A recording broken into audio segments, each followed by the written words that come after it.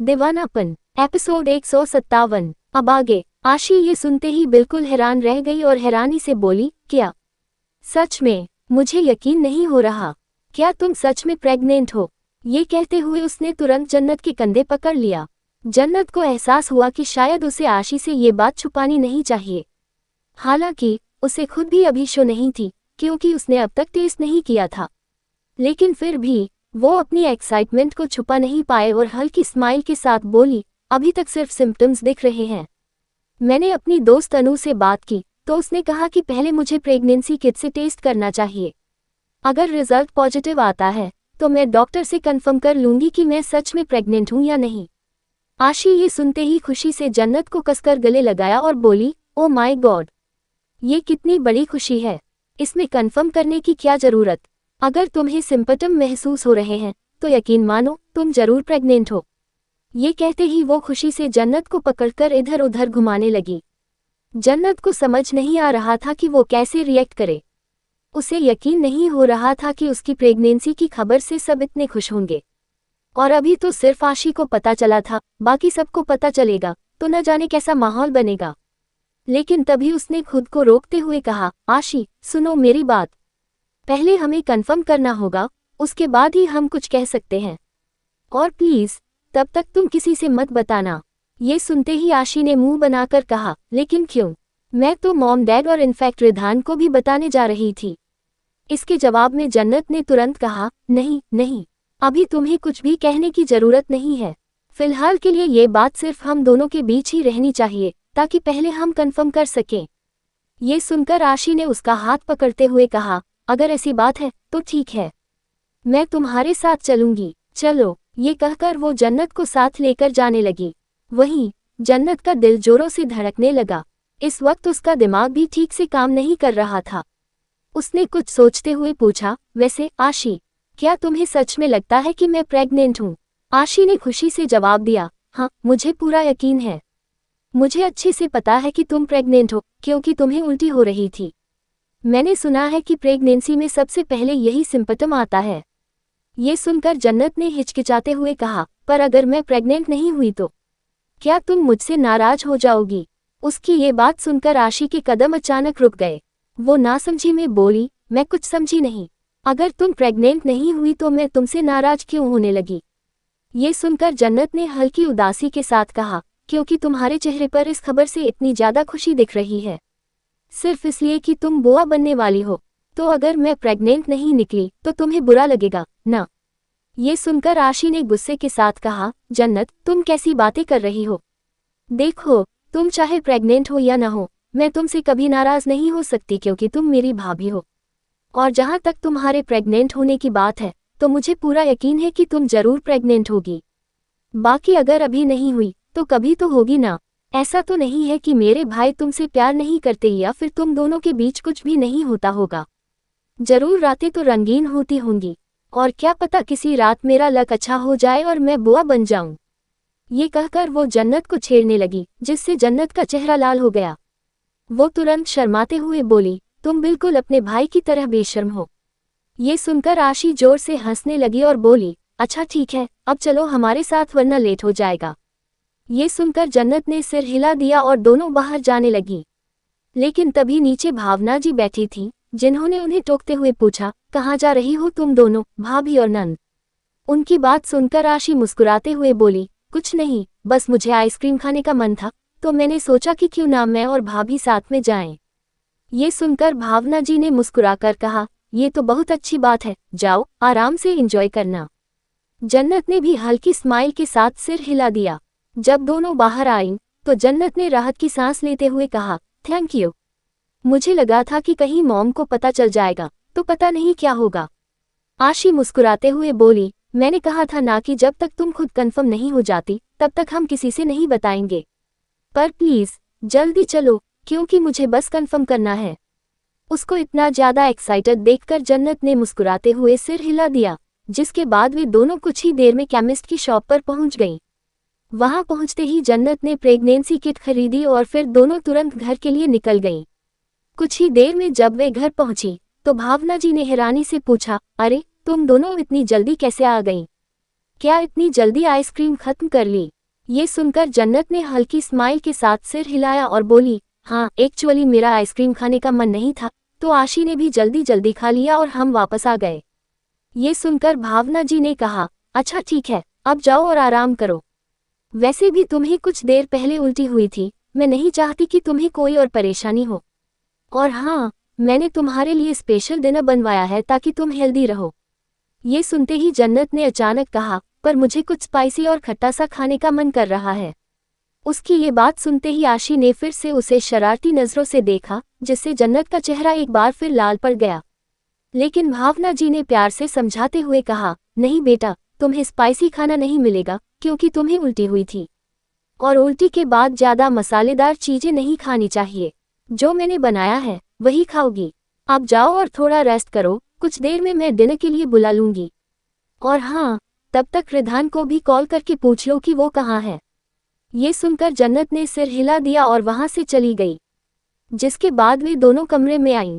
कमरे में पहुंचते ही आशी ने जबरदस्ती जन्नत को वॉशरूम में धकेलते हुए कहा, जल्दी जाए और चेक करके बताए मुझे, क्योंकि अब मैं और इंतजार नहीं कर सकती। जन्नत ने आखिरकार सिर हिलाया और वॉशरूम के अंदर चली गई। लगभग 10 मिनट बीत गए, लेकिन जन्नत अभी तक बाहर नहीं आई। आशी ने इंतजार करते हुए मजाकिया अंदाज में कहा, भाभी क्या हुआ? कहीं आप वॉशरूम में सो तो नहीं गई? लेकिन अंदर से कोई आवाज नहीं आई। आशी को कुछ अजीब सा महसूस हुआ। उसे लगने लगा कि शायद जन्नत टेंशन में है। इस वजह से उसने दोबारा आवाज लगाई, भाभी क्या हुआ? आप ठीक तो हैं? आप कुछ बोल क्यों नहीं रही हैं? अब तो 20 मिनट हो चुके थे, लेकिन फिर भी अंदर से कोई जवाब नहीं आया। आशी को अब डर लगने लगा। वो अब और देर तक इंतजार नहीं कर पाए और झटके से दरवाजा खोलकर अंदर घुस गई। जैसे ही वो अंदर पहुंची, उसकी आंखें हैरानी से बड़ी हो गईं। वो तुरंत शॉक होकर बोली, भाभी क्या हुआ? आप ऐसे क्यों खड़ी हैं? आप ठीक तो हैं ना? ये कहते हुए आशी ने तुरंत जन्नत को पकड़ लिया, जो इस वक्त बस खामोशी से खड़ी थी और अपने हाथ में कुछ देखे जा रही थी। आशी को कुछ भी समझ नहीं आया। उसने घबराते हुए जन्नत को हल्के से झकझोरते हुए कहा, जन्नत भाभी क्या हुआ? आप कुछ बोल क्यों नहीं रही हैं? आप ठीक तो हैं ना? मुझे आपकी टेंशन हो रही है। लेकिन जन्नत उसके हिलाने पर भी कुछ नहीं बोली। आशी ने धीरे से जन्नत के हाथ में देखा, जहां पर प्रेगनेंसी किट थी और उसका रिजल्ट भी। जैसे ही आशी ने रिजल्ट देखा, उसकी आंखें हैरानी से बड़ी हो गईं। उसने तुरंत जन्नत की ओर देखा, जिसकी आंखों में अब आंसू आ चुके थे। उसे देखकर और प्रेगनेंसी किट का रिजल्ट देखकर आशी ने झट से जन्नत को जोर से गले लगा लिया और लगभग चिल्लाते हुए बोली, ओ माय गॉड, इसका मतलब मैं सच में बुआ बनने वाली हूँ और आप सच में प्रेग्नेंट हैं। सच में आपने मुझे इतनी बड़ी खुशी दी है कि मैं बता नहीं सकती। मैं इस वक्त इतनी ज्यादा खुश हूँ। ये कहते हुए उसने जन्नत को और कसकर गले लगा लिया। तब जाकर जन्नत जैसे होश में आई। उसकी आंखों से आंसू निकलने लगे और वो हकलाते हुए बोली, मैं सच में प्रेग्नेंट हूँ। मुझे तो अभी भी यकीन नहीं हो रहा। प्रेगनेंसी किट का रिजल्ट पॉजिटिव था। आशी खुशी से झूमते हुए पीछे हटकर बोली, हाँ भाभी, प्रेगनेंसी किट का रिजल्ट बिल्कुल पॉजिटिव निकला है और आप सच में प्रेग्नेंट हैं। कंग्रेचुलेशंस, आप मॉम बनने वाली हैं। अब जन्नत की आंखों से आंसू रुकने का नाम ही नहीं ले रहे थे। वो सिसकते हुए बोली, मुझे यकीन नहीं हो रहा। कल तक मैं मॉम को मॉम कहती थी और अब कोई मेरा भी आएगा जो मुझे मॉम बुलाएगा। मेरा बेबी होगा और रिधान को डैडी कहेगा। तभी आशी ने मुस्कुराते हुए कहा, और मुझे बुआ बुलाएगा। ये सुनकर जन्नत ने अपना सिर हिलाते हुए हंसकर कहा, हाँ बिल्कुल, तुम्हें बुआ बुलाएगा। फिर उसने आशी को गले लगाते हुए कहा, सच में मैं बहुत ज्यादा खुश हूँ। अब तो बहुत मजा आएगा। आशी ने उसके सिर पर प्यार से हाथ फेरते हुए कहा, भाभी आपकी खुशियों को किसी की नजर न लगे। मैं उम्मीद करती हूँ कि आप हमेशा इसी तरह खुश रहें। फिर वो जन्नत से अलग होते हुए बोली, अब चलिए सबसे पहले मॉम और डैड को बताते हैं। उन्हें भी तो हक है इस खुशी में शामिल होने का। ये सुनकर जन्नत ने भी सहमति में सिर हिलाया और कहा, हाँ सही कहा तुमने। सबसे पहले उन्हें बताते हैं, क्योंकि मुझे याद है मॉम ने कहा था कि उन्हें दादी बनना है और जब उन्हें पता चलेगा तो वो कितनी खुश होंगी। ये सुनकर आशी ने मुस्कुराते हुए सिर हिला दिया। इसके बाद दोनों बाहर जाने लगी। लेकिन तभी अचानक जन्नत को कुछ याद आया और वो रुकते हुए बोली, नहीं, मुझे लगता है कि अभी हमें ये बात नहीं बतानी चाहिए। उसकी ये बात सुनते ही आशी को कुछ समझ नहीं आया। वो उलझन में बोली, क्या? लेकिन क्यों? मैं कुछ समझी नहीं। इसके जवाब में जन्नत ने कहा, एक्चुअली पहले मुझे मानिक भाई से बात करनी पड़ेगी। मैं पहले अपनी रिपोर्ट चेक करवाऊंगी और उनसे टेस्ट करवाऊंगी। जब असली रिपोर्ट आ जाएगी तभी मैं सबको बता सकूंगी। अनु ने कहा था कि अगर प्रेगनेंसी किट में पॉजिटिव आए तो डॉक्टर को भी दिखाना चाहिए, उसके बाद ही कुछ पक्का कहा जा सकता है। ये सुनकर आशी ने झुंझलाते हुए कहा, ओह गॉड, अभी और कितना इंतजार करना पड़ेगा। मैं तो सच में बहुत ज्यादा एक्साइटेड हूँ ये खुशी सबके साथ बांटने के लिए। और हाँ, रिधान भैया का क्या आप उन्हें भी नहीं बताएंगी? ये सुनकर जन्नत मुस्कुराए और प्यार से बोली, रिधान को तो मैं बहुत ही अच्छी तरीके से बताऊंगी, इस तरह से नहीं। इसलिए पहले डॉक्टर के पास चलते हैं, उसके बाद आगे जो भी करना होगा करेंगे। ये सुनकर आशी ने सिर हिलाया और बोली, ठीक है, कल सुबह तैयार रहना, मैं आपको हॉस्पिटल लेकर चलूंगी। ये सुनकर जन्नत ने भी सहमति में सिर हिला दिया। इसके बाद आशी वहां से बाहर चली गई।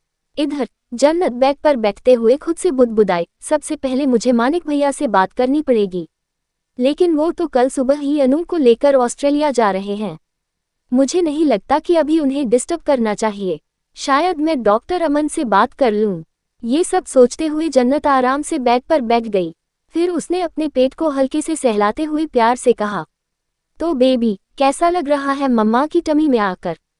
वैसे अभी तो तुम ना मुझे सुन सकते हो और ना ही मैं तुम्हें पूरी तरह से महसूस कर सकती हूँ, लेकिन मुझे पता है बहुत जल्द तुम मम्मा की टमी में बड़े हो जाओगे और फिर मैं तुम्हें महसूस कर सकूंगी।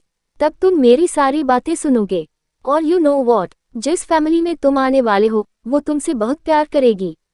तुम्हारी दादी, दादा, नानू, बुआ, बड़े पापा, पूरी फैमिली तुम्हें बहुत ज्यादा प्यार करेगी, तुम्हारी बहुत केयर करेगी। और मुझे लगता है सबसे ज्यादा तुमसे तुम्हारे डैडी प्यार करेंगे।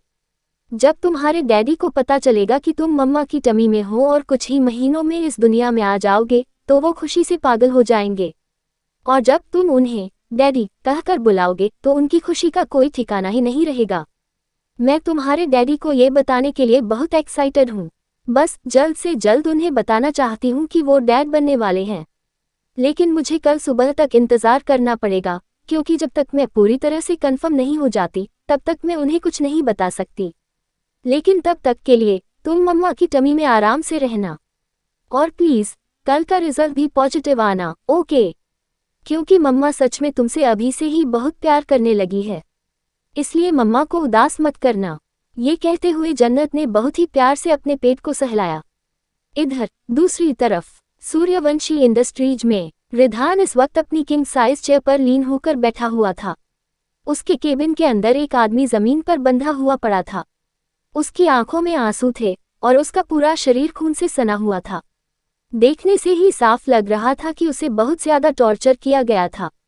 वो दर्द से कराहते हुए कांपती आवाज में रिधान की ओर देखते हुए बोला, रिधान सूर्यवंशी, थोड़ी तो इंसानियत दिखाओ। मुझे तकलीफ दे रहे हो, मैं सहन कर लूंगा, लेकिन मेरी बीवी और बच्चों को क्यों चोट पहुंचा रहे हो? क्या तुम्हारे अंदर दिल नहीं है, या फिर तुम्हारी खुद की बीवी और बच्चे नहीं हैं? ये सुनते ही रिधान किसी शैतान की तरह जोर जोर से हंसने लगा। वो इंसान और भी ज्यादा डर गया। उसकी आंखों से आंसू गिरने लगा। वो लगभग जमीन पर गिरते हुए बोला, प्लीज प्लीज माफ कर दीजिए सर, मैं वादा करता हूँ कभी आपके साथ दोबारा ऐसा नहीं करूँगा। मेरे बीवी बच्चों को छोड़ दीजिए, वो बहुत ही ज्यादा मासूम है, उन्हें तो मेरे काले कारनामों के बारे में भी कुछ नहीं पता। मेरा बेटा अभी सिर्फ दूध पी रहा है, उसके साथ ऐसा मत कीजिए, मैं आपके आगे हाथ जोड़ता हूँ, प्लीज सर। लेकिन तभी विधान ने एक जोर की लात उस इंसान के मुंह पर मारी। वो इंसान लगभग दूर जा गिरा और उसके मुंह से लगभग एक जोरदार चीख निकल गई। आगे की स्टोरी के लिए कमेंट कीजिए।